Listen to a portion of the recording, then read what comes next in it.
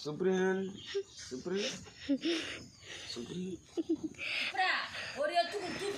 அம்மா டக்குனு வாவா குத்து அல்ல சுப்ரியன் நல்ல நண்பா எப்பா எப்படி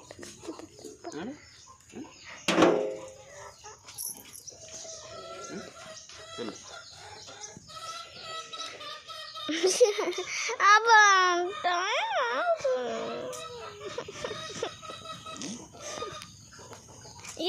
எனக்கு